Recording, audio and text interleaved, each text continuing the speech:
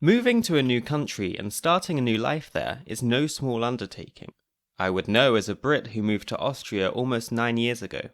There are some major changes that you can foresee, like having to get used to a new language, but there are so many smaller day-to-day differences that you might not see coming and that can catch you off guard.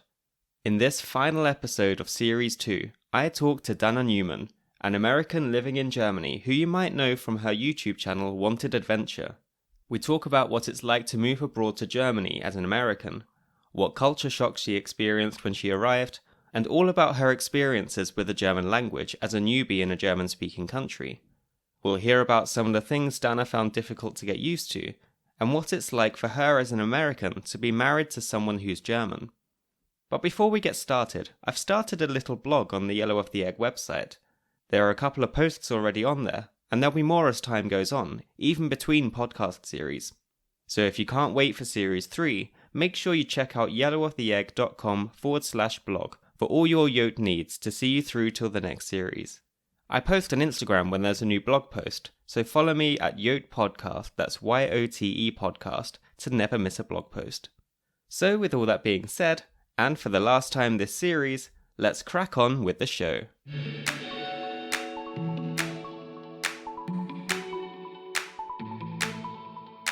This is Yellow of the Egg, the podcast where we make the German language buy its own birthday cake. I'm Luke Green, and this is Series 2, Episode 12, An American in Germany.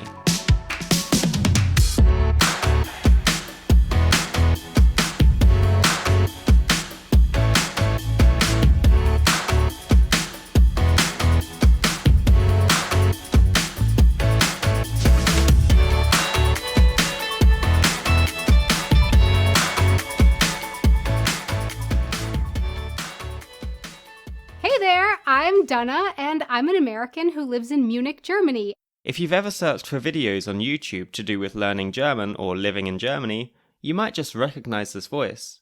Dana Newman is the person behind Wanted Adventure, where she has hundreds of videos about the German language and cultural differences between Germany and the US.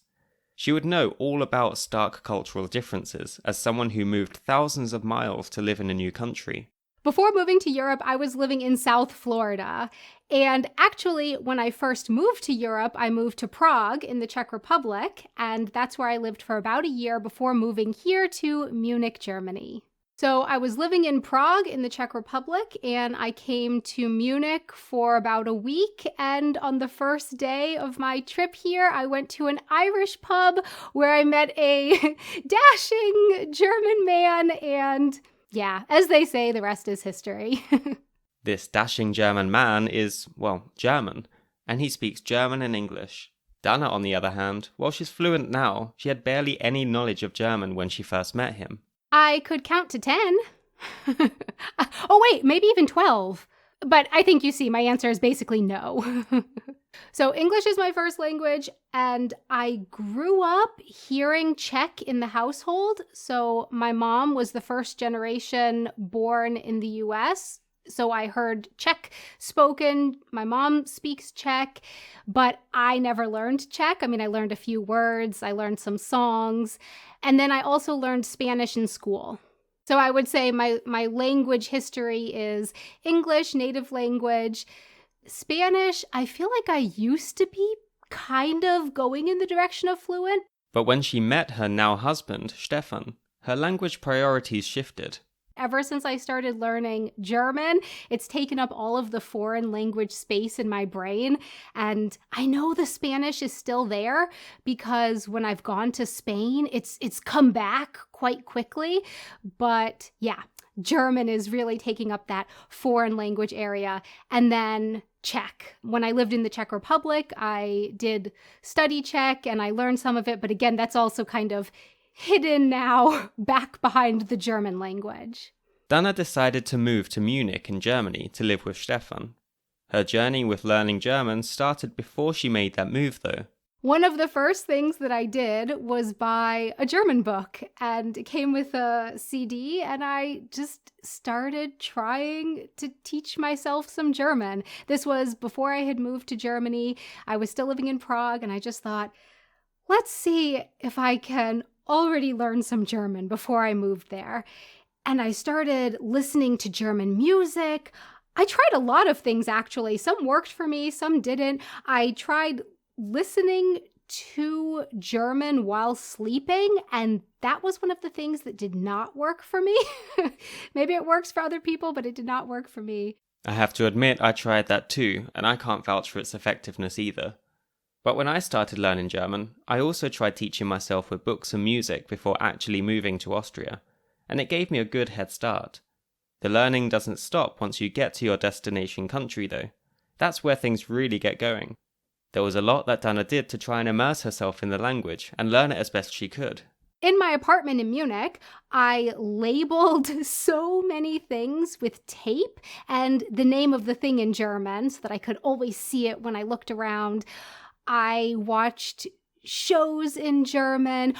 Oh, one thing that I found really helpful for me was listening to something in German and reading that same thing in German at the same time. And I actually saw, Luke, that you have transcripts for your podcast, which, okay, this is not a podcast in German, so it doesn't help if somebody's trying to learn German, but if somebody's trying to learn English, they could do that. They could read the transcript in English and listen to the podcast at the same time.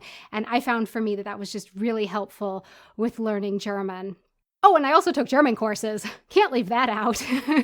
I took German courses as well. These are all things you can probably do in your home country too. You can label your things, or find YouTube videos, or attend German courses. You don't have to be in Germany to do that. But having to use German in your day-to-day life forces you out of your comfort zone. Sometimes you can get away with speaking English in Germany, but sometimes you have to try and make yourself understood in German. There have been times when I've gone to a store, for example, and I was already nervous to ask where something is or whatever I needed to ask the person who worked at the store. I was nervous to speak German. And so there was a part of me that was hoping I wouldn't have to do the hard work of explaining what it was I was looking for in German, especially at the beginning. And sometimes the people did switch to English, but sometimes I had to do the work of getting myself understood in German, which, of course, in the long run was very good for my German. But in the moment, I was really nervous to have that conversation in German. There's a nice German phrase that I really like in this context, über seinen Schatten springen. It means something like to just go for it, or to take the plunge. Learners of German who aren't that confident with the language yet will at some point have to springen über ihren Schatten, and just put themselves out there, go for it and just try. Which is easier said than done. This is probably one of the scariest parts about language learning for us introverts. One thing that's great about having a German-speaking partner, though, is that you don't have to force yourself to speak to strangers to practice. You can just practice at home, which is something that Dana really benefits from, right? There's a heavy sigh, because I would really love for us to speak more German, but no, we speak really English heavy Danglish. So it's definitely a mix. I throw German words into a lot of my sentences because I'm just too lazy to think of the English word, or at this point, the German word is just more familiar to me for that thing, or it's just the word that comes to mind first for me in that moment. But yeah, we mostly speak English. There have been times in our relationship where we've tried to say like right before we got married, we were like, we're going to speak German. And for several months, we really kept that up. And then we got married and we went right back to speaking English with each other. It's just, we met speaking English. That's the language that our relationship developed in.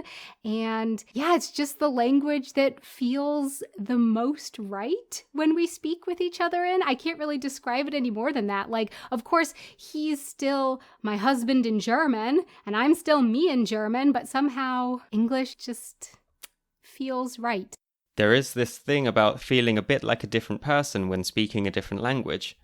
Sometimes, though, relationships to other people can feel different if you switch the language, especially if you meet in one language and only introduce the other language later on.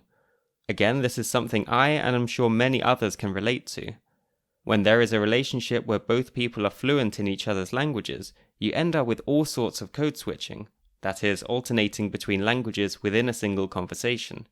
If the two partners have different first languages, as is the case with Dana and her husband, there's also the potential for some miscommunication, particularly when it comes to false friends.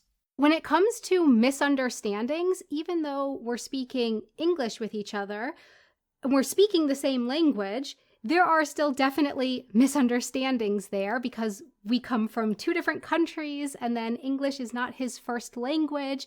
And the thing with misunderstandings is that sometimes you have no idea, or at least sometimes I have no idea that I'm right smack dab in the middle of a misunderstanding until after the fact. Like, I don't even know I'm in a misunderstanding. Like with the word eventuell and eventually, that eventuell means maybe or perhaps in German, and eventually definitely does not mean that in English. It means you're going to do it, but at some point in time. This is quite an important distinction. For example, take the sentence, wird eventuell für uns kochen. That means something like, he might cook for us, not he will eventually cook for us. There are other similar false friends between German and English, such as aktuell, which doesn't mean actually, but rather currently. And so we had this misunderstanding where I said eventually, and he thought I was saying eventuell, but I didn't know that eventuell meant something different in German, and he didn't know that eventually didn't mean eventuell, and so we were just very confused. And it wasn't until a while later that I learned the word eventuell and was like, oh, so that's why there was this misunderstanding. So yeah, you never know. Even today, after being together for so many years, we still have misunderstandings with the language or with the culture. There is lots of opportunity for misunderstanding when it comes to cultural differences to do with the use of certain words. In general, there seems to be a tendency towards English speakers more readily using more intense terms for less intense situations. Think of the word love. English speakers are likely to say they love this, or they love that, or they might say I love you to a friend. But this is very strong in German. Ich liebe dich is very intense in comparison, while in English this intensity has been diluted. In German you'd be more likely to say Ich hab dich lieb to someone who's not your partner, because Ich liebe dich is so emotional and strong. This difference in intensity between languages is the case for a lot of words, and this can sometimes cause wires to get crossed. For example, when it comes to words like good and great and okay, I like to say that his good is my great. So if he says he's doing good, I kind of translate that in my head that means great. And his great is my amazing or fantastic. But it goes the other way too. So if he says he's doing okay, that actually means he's doing okay. And that's like my good. But if I say I'm doing, like if someone asks me, how's your day going? And I say, it's okay. That means it's not going that great. So he kind of has to translate that as well. So if I say okay, I don't mean his okay, I mean my okay. And that's something that we still have to talk about today. Like nowadays, I'll have to be like, wait, do you mean good as in my good or good as in your good? It's like the scale of goodness is slightly offset. You could say that the German nicht so gut is English okay, German okay is English good, and German gut is English great. It's like either German speakers want to play down the goodness or English speakers like to play it up. There's another set of words where something similar happens. You've heard of being stuck in the friend zone. Well, in German, you get stuck in the acquaintance zone. I have written down here, Bekannte forever. In German, the word Bekannte could translate into the word acquaintance in English, but there's a cultural difference here that I've noticed. In the US, someone is an acquaintance, from my experience at least, if you don't really know them. You haven't spent very much time with them. maybe you don't even know their name, or you met them very briefly at a party. Like, people don't usually spend a lot of time being your acquaintance if you hang out with them more. Like, once you hang out with someone a few times in the US and you like hanging out with them, then it generally moves into the friend category, like away from acquaintance and to friend. Whereas in Germany, I have noticed that people can know each other for many years and still refer to each other as Bekannte, as acquaintance. So that's why I have on here Bekannte forever. You can know someone for many years and always be a Bekannte. It certainly seems to be a thing that people generally show more overt distance to each other in German. Closeness seems to develop much more slowly, at least in the language you use. In reality, you could have a good friendship going with someone, in the English sense of the word friendship, but still refer to them as a Bekannter. This whole thing of closeness and distance is a big generalization, of course, but if we compare this to how things are in the US, there is an unmistakable difference. Dana's husband Stefan noticed this when the two of them visited the US together one time. Like, one time we were driving on the highway and we had to stop to pay the toll. And my parents said to the person who was working in the toll booth, like, "Hi, how are you?" And they looked at the person's name tag and used the first name because, that's also a cultural difference. In the US, the name tags of people working, for example, in a toll booth or at a hotel at the reception area or the cashiers at the supermarket, they have the first name on the name tag. And here in Germany, it's usually, I think, just the last name, perhaps. I believe so. But anyway, so my parents said to the person, "Oh, hi, how are you? So-and-so," and used the person's first name. And that person said something back. And there was like a quick little small talk conversation as they paid the toll. And then when we drove through, Stefan was like, "How did you know that person?"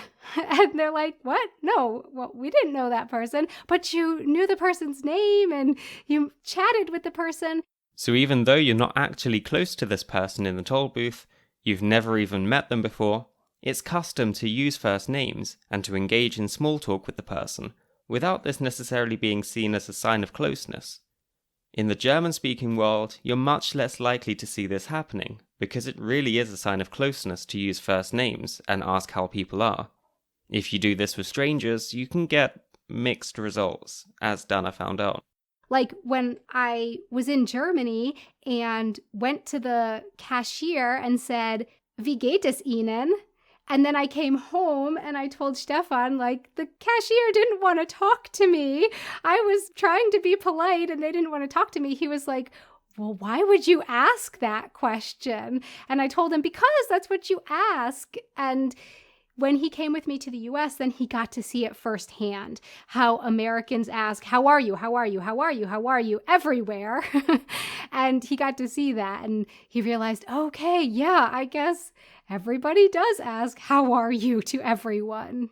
It's not that common for customers to engage in any kind of conversation with the people who work at a supermarket. Sometimes it's fine, but sometimes you'll probably get a funny look. Asking someone how they are in German is usually seen as a bit of a personal question, as opposed to just a phatic expression, as it often is in English. Things are done differently in general when you go shopping in Germany and Austria, when compared to the US or the UK, for example. So I have made multiple videos on my YouTube channel about the cultural differences between grocery shopping in Germany and the US, because there are just so many things.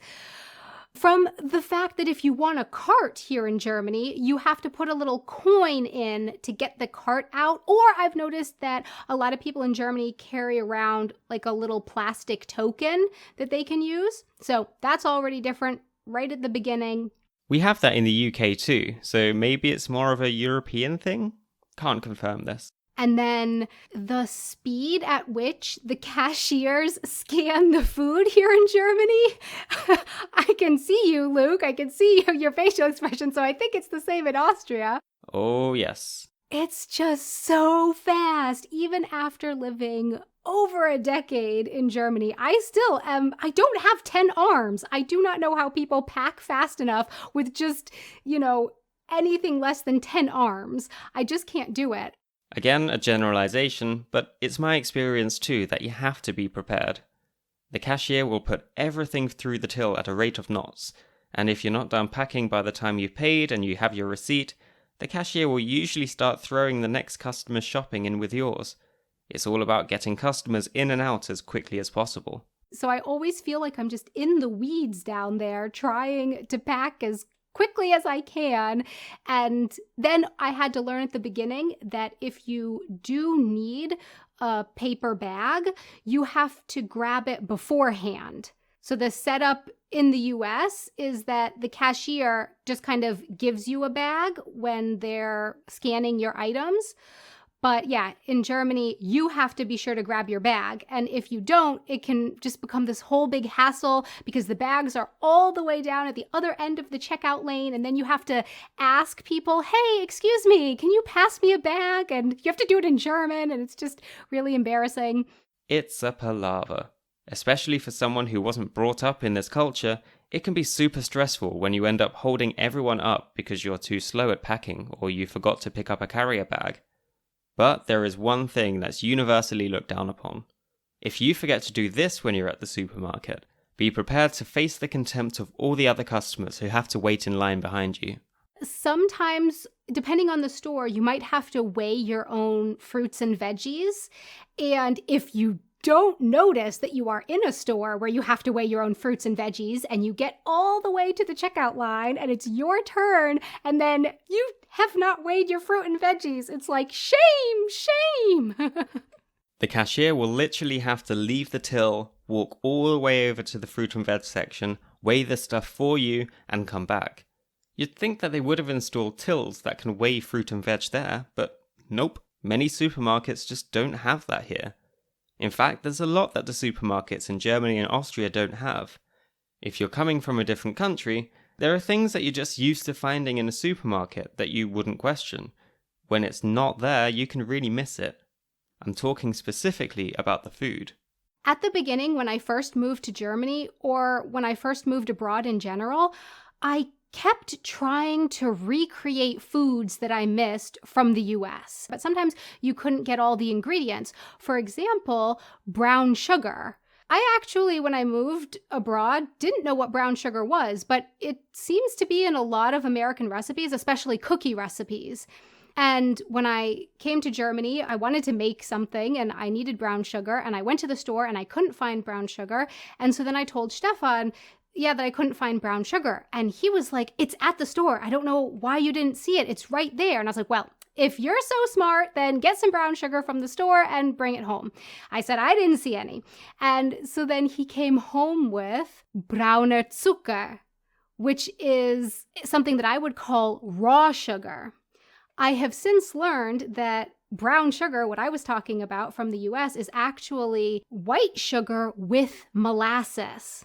So once I learned that, then I could make my own. Once I found molasses, that was also easier said than done. I had to go to a few different stores. But so then I learned that I can make my own brown sugar. But that was a whole learning process. And yeah, one big thing that I learned is you can't always recreate everything from your home country, like all the foods that you're missing. Some of them you just gotta let go. For me, there are lots of things that I miss. I miss crumpets, I miss gravy, I miss fish and chips. Yes, I know you can get fish and chips in Vienna, and no, the fish and chips you get in Vienna is not real fish and chips, okay? It's not the same as the fish and chips you get on the British coast. It's just not. And I refuse to believe otherwise. This is the case with so many other kinds of food. You think you're getting what you're used to back home, but these culture shocks creep up on you in sneaky ways. Take popcorn, for instance. When you think about popcorn, do you think about sweet or salty? Because in the US, when I thought of popcorn, it was connected with salty. Sure, you had other kinds of popcorn. I mean, in the US, you had caramel popcorn, chocolate popcorn, kettle corn, which was sweet, red popcorn, green popcorn, blue popcorn. You had all different kinds of variations of popcorn, but standard popcorn was salty. And then I went to the movies with Stefan, and he was like, okay, so do you want popcorn? Yes. What kind? Oh, just like normal, standard popcorn. Oh, okay, so sweet popcorn. Wait, what? No, I want salty popcorn. And so then we started discussing, and I asked him, when you watch a movie and you see people in that movie eating a bag of popcorn, what kind of popcorn do you assume they're eating? And he's like, sweet. I was like, no, if it's an American movie, they're assumed to be eating salty popcorn. I asked people on the podcast Instagram whether they considered the standard for popcorn to be sweet or salty, and what country they're from. Every single person who said they're from Germany voted for sweet, whereas the vast majority of everyone else, including people from the UK, US, and even Austria, said salty was the standard for them. Why is Germany the odd one out here? For me, I would agree with Dana, my standard would absolutely be salty, and my experience in Austria is that salty is the default option whenever I've gone to the cinema, so this might just be a Germany thing. But we're not done yet with Germany being different when it comes to what people considered to be the standard for food.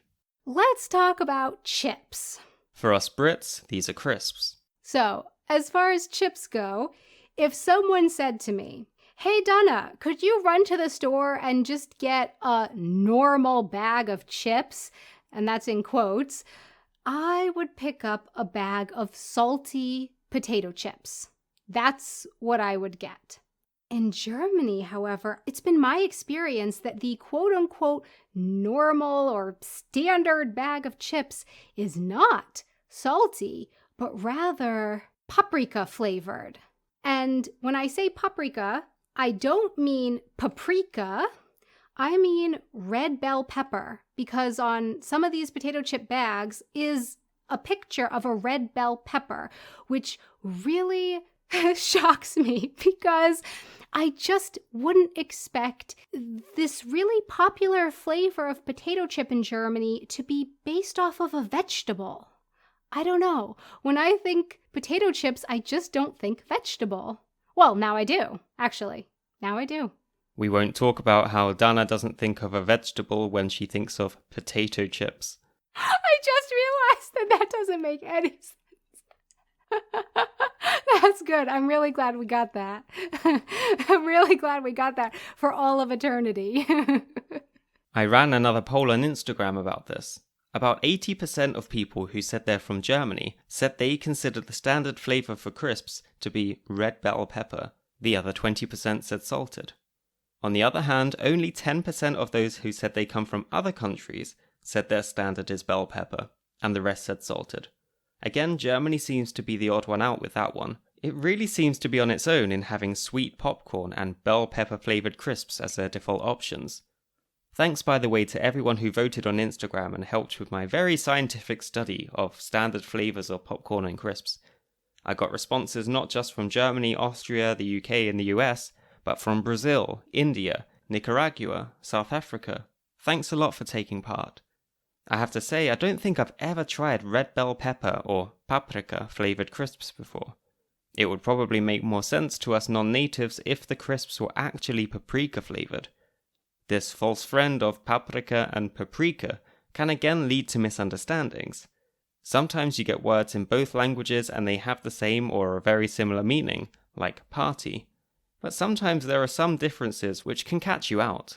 So in English, we have two words, mail and email. And mail is snail mail. It's like the mail that you take to the post office. You put it in, you mail it to somebody. I don't need to explain mail, I don't think. So that's, for me, the word mail. And then we have email, which I think we know what email is. But in Germany, people often refer to email, I have since learned, as mail.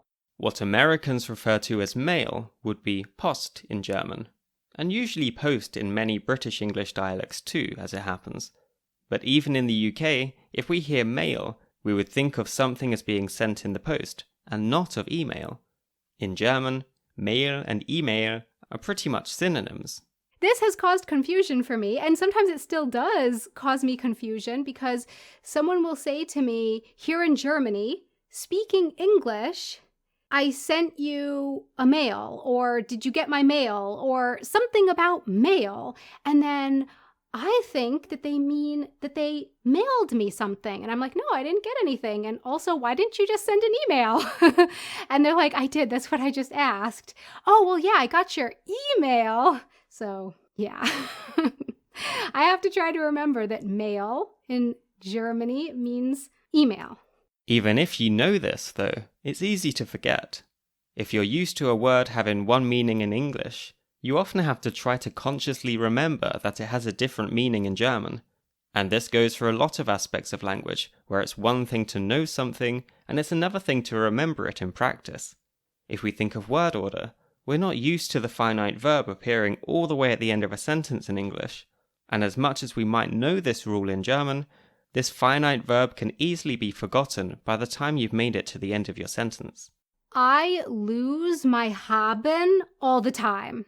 So if I'm saying a sentence and haben has to come at the end of the sentence, I will often just lose it. I usually do my Instagram stories in German, and there are so many times when I re-listen to what I recorded and notice, where's my haben? Where'd it go? And it's just gone. I don't think I do it as much if a verb takes sein. I don't seem to lose my sein. I don't know why. I can't explain it to you, but the haben is just like, bye, I don't need you. To be fair, if it's a long sentence, you can sometimes forget by the end of it whether you're in a subordinate clause where the finite verb goes to the end, and you don't know whether you've already said haben at the beginning. The whole finite verb goes to the end thing can take time to get used to, but it's not the worst thing about German. If you've been on the podcast website, you might have seen my least favourite thing about the language. There's a lot that frustrates me about German, but probably nothing more so than the plurals. Yes, the plurals in German. I mean, come on, in English for, I don't know what, 90% of the time, it's just an S. It's shoe, shoes, book, books. And in German, it feels to me just as hard to figure out how to say the plural of a word as it is to figure out whether a word is der, die, or das. So often there doesn't seem to be a pattern. Sometimes there's regularity, like if a word ends in ung, then the plural is en most of the time, like Lesung, Lesungen, or Testung, Testungen. But then you get plurals like Jungs, which is a colloquial word for boys, so nothing's 100%. What I like to do sometimes with the plural is cheat a little bit. For me, the two types of plural I mix up the most are those that end on E, like Tisch, Tische, and those that end on en, like Bet, Betten. I try to find some way to make it so that I say the word in the dative case, which would make all plurals that would usually end in E end in en. So mit den Tischen, mit den Betten, there's no difference. The dative here effectively neutralizes E and en endings in the plural. You can also do this with words ending with L or R, where you're not sure if there's an N. Just put it in the dative and there's an N anyway. Problem solved. Well, there is Schal, Schals, so it doesn't work all the time. German. Can't even let me cheat properly. This cheat with the dative is probably not the best thing to be advocating. It's always good to learn the actual proper plurals, but if I'm ever in doubt, I'll try to squeeze in a dative to avoid making a mistake. There are other little cheats you can do in German to get around some of the grammar. For instance, if you don't know the grammatical gender of a word, you can just substitute it for thing, ding. Yeah, I use ding a lot because I know ding is das. So, das Ding. Everything can just be das Ding, that thing. So lazy, but so useful in a pinch. With a language like German, you have to take what you can get. But for what German lacks in terms of grammatical simplicity, it certainly makes up for in lexical transparency. Remember when we talked about Stinkkatze before? Literally a stink cat, as the Texas German word for skunk. There are plenty more brilliantly literal compound words in German, and some are just fantastic. I love the compound words in German. Sometimes they're poetic, sometimes they're just really interesting. I love how on the nose sometimes they are, like Rolltreppe, literally rolling stairs for escalator. I just think that's great. Or Kühlschrank, literally cold cabinet? Cabinet. Cupboard, cabinet, yeah, something like that. But it's a cold one, and that's refrigerator. Or Rathaus. Okay, you might think off the top of your head, wait, that one doesn't work because it's not rat house, but Rathaus is the town hall. Rat meaning council and house meaning, well, house. So council house, as in the house of the council, not council housing in the English sense. It's the building where you find the council. Or handschuh, literally hand shoe for glove. Although I like to say that if you're going to be getting literal with it, I really do think it should be Handsocke because it is really more of a hand sock. Thank you. I like how serious your thank you was. Like, thank you, somebody has brought this up. Honestly, gloves are nothing like shoes, but I do enjoy the sentiment of a handshoe. It's still a great word. And then there are also German words that I really like to say, like Etepetete. Etepetete. Oh, Etepetete. I just love saying this word. That means something like finicky or fussy, sometimes overly prim and proper. Great word. It doesn't even sound like a real German word. There are a few theories as to its etymology. One theory is that it comes from the French words être, to be, and peut-être, maybe. So être peut-être. Sorry about the pronunciation. Perhaps in an attempt to sound all fake fancy because French? Other theories are that it comes from the Low German ut or öte, meaning prissy or over nice, which was unrounded to ete and then playfully or ironically reduplicated to make etepetete. Either way, great sounding word. Or, this sometimes makes Germans laugh, but Mülldeponie. Which means landfill. Mülldeponie. Oh, I just love it. Like, it's just such a beautiful sounding word. Since moving to Germany, Dana has got to know and appreciate a lot of German words, not just for their sound, but also for their meaning. You start to use a word so much in your new language that you start to wonder how you ever survived without it in your first language. An example of this came up when Dana and I were writing to each other to arrange a time to record this episode. When I wrote you, I said that I really like the ab in German, in times. You can say, let's meet ab 15 Uhr. Yeah, this is just one word in German. Ab, 2 letters, A, B. And in English, that would be like, I could meet any time from 3 p.m. onwards. And it just feels so clunky to say it like that. So I do like the ab in German. And I also like und gut ist. An example of this phrase in action. I'll just add a little sugar und gut ist. So you're just doing a little something and that'll be fine. That's enough. But I like und gut ist literally means and good is. And so I like to say that like, it's no big deal. I'll just do this little thing and good is. Which doesn't really make that much sense if you think about it grammatically. And good is. Good is what? Good is it? Good it is? There definitely seems to be something missing there. As Dana often found out though, while it's good to try and figure out the system and the logic behind German, sometimes it's better to try not to get hung up on understanding why things are the way they are. Sometimes they just are.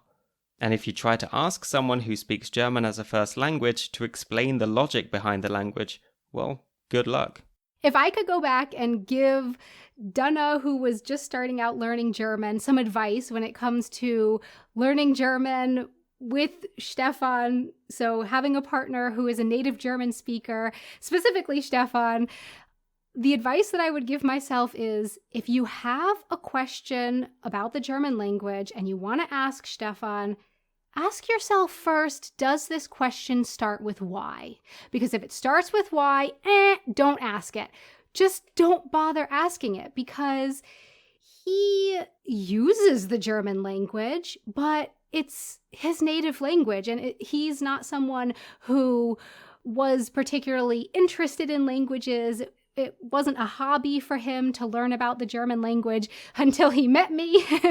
He just used it, you know? And so when I would ask him, why is it der Tisch, but mit dem Tisch? He was like, well, he couldn't tell me. He couldn't tell me why. It just was. And that was really frustrating for both of us because I wanted to know why it was like this. Or sometimes I would learn a rule, like I would learn that you say the genitive, that you say des Tisches, and then he would say a sentence, and it's kind of common in informal German to use the dative instead of the genitive, but I didn't know that at the time. So he would say a sentence and say dem Tisch, then I would want to know why, and he couldn't tell me why. So yeah, no why questions. If you think about it, learning a language isn't just a learning process for you. It can be a learning process for the native speakers who surround you and accompany you on your journey. As you get to know the German language as an outsider, those who grew up with the language can get to know it all over again from a different point of view. Dana's book, You Go Me on the Cookie, really shines a light on the parts of the German language and culture that are often taken for granted by people who are born and raised in Germany, but which continue to baffle outsiders. This can be a real eye-opener for German native speakers. You Go Me on the Cookie is a book about my experience as a non-native German speaker with the German language. And I hope that when German native speakers read the book, they get a completely new perspective on their own language. So they can see some of the illogical and frustrating parts of the German language, but also some of the really beautiful and charming parts of the German language from perhaps a point of view that they hadn't thought of before because it's just their own native language.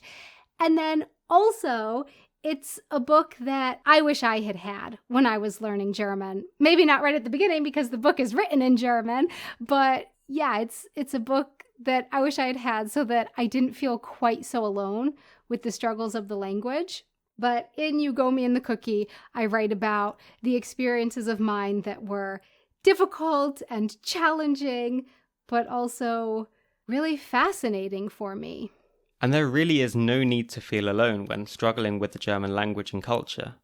Whether you're struggling to keep up with the rapid scanning at the checkout in the supermarket, or struggling to decide whether someone is a Bekannte or a Freundin, or struggling with those silly plural endings, it's something all learners and expats go through. It's important to keep learning and keep pushing forward, but we can't lose sight of the beauty and the ridiculousness of it all. If we really want to enjoy German, we can't get too hung up on getting things right all the time. When learning German, in addition to learning the language, I have also learned that for me, it's really important not to strive for perfection in my German.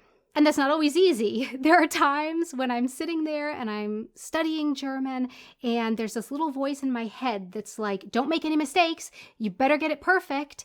And I can look back on moments when I really wasn't enjoying the process of learning German. And usually I can see, ooh, in that moment, I was striving for some kind of perfection. And that's in quotes, perfection in my language. And that's why I wasn't having any fun in that moment. I have noticed that for me, when I'm striving for perfection, it just sucks the fun right out of the whole process of learning the language. And learning German has been challenging enough as it is. I need that fun in there to keep it fun.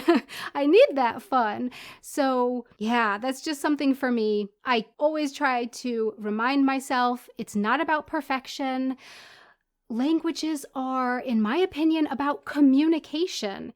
And you don't necessarily need perfect to communicate.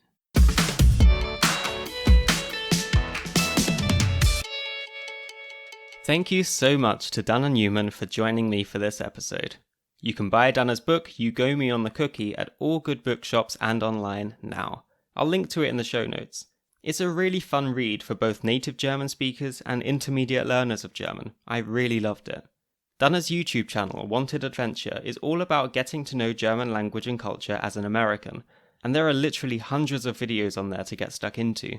And she's on Instagram too, at Wanted Adventure, where she posts regular stories mostly in German, about German and living in Germany, so definitely go and follow her on there. You can find information about all of this, as well as other projects of hers, such as her podcast, Germany What Goes, and her new recently launched YouTube channel, Dana Undone, all on the podcast website yellowoftheegg.com. Remember to follow me on Instagram at Yote Podcast, that's YOTE Podcast, Facebook at Yellow of the Egg, and you can email me at yellowoftheegg.podcast@gmail.com. If you want to support me further and help keep an independent podcast afloat, you could consider becoming a patron at patreon.com/yellowoftheegg. Patrons get little peeks behind the scenes and other little bits and bobs in return for their support. If you can't afford to pledge, that's absolutely fine. I would really appreciate a 5-star rating and review, and I'd love it if you could recommend this podcast to a friend to help spread Yote far and wide. Thank you so much for your support. So with all that being said, thank you so much for listening. This was the final episode of Series 2. It's been so much fun to make, I've learned loads from doing this, and I'm really grateful to all of my guests for joining me and sharing their experiences and their expertise. I'm really looking forward to Series 3, work has already begun, so keep your eyes out for that. For now, playing us out one more time are Euphonics, this time with Bring You There. Check them out on Spotify, links in the show notes.